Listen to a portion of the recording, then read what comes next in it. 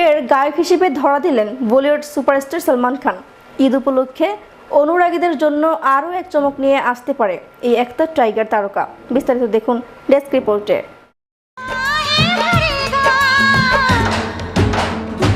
বেশ কয়েক বছর পর আবারও পর্দায় ফিরেছেন বলিউড অভিনেতা সালমান খান।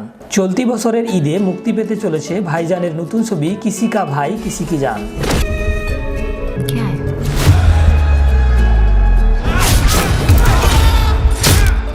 ইতোমধ্যেই পাঠান ছবিতে কয়েকটি দৃশ্যে শাহরুখ খানের সঙ্গে তার যুগলবন্দী নজর কেড়েছে দর্শকের। দুই তাবড় তারকাকে পর্দায় এক ফ্রেমে দেখতে পাওয়া অনুরাগীদের কাছে কম বড় পাওনা নয়। ঈদ উপলক্ষে অনুরাগীদের জন্য আরও এক চমক নিয়ে আসছেন ভাইজান। জানা গেছে কিসি কা ভাই কিসি কি জান ছবিতে গানও গাইতে চলেছেন সালমান। ছবির অ্যালবামে থাকছে নাইও লাগদা গানের অন্য একটি ভার্সন।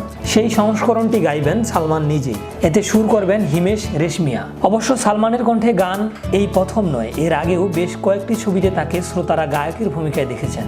2014 সালে মুক্তি পাওয়া কিক ছবিতে হ্যাংওভার গানটি গেয়েছিলেন তিনি। তার পরের বছর নিজের প্রযোজিত হিরো ছবিতে টাইটেল ট্র্যাকের একটি ভাষণে শোনা যায় সালমানের কণ্ঠ।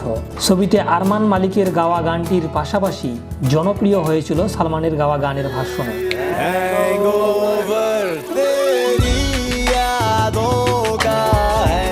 গানের প্রতি যে তার ভালো লাগা আছে তার প্রমাণ সালমানের সামাজিক যোগাযোগ মাধ্যমের পাতা।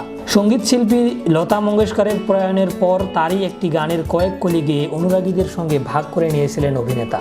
এখনই এই গান নিয়ে বিশেষ কোনো তথ্য দিতে নারাজ ছবির নির্মাতারা। ঈদের আগে অনুরাগীদের চমক দিতে চান সালমান, তাই ছবি মুক্তির আগে তার গাওয়া গানটি প্রকাশ্যে আনার পরিকল্পনা রয়েছে নির্মাতাদের।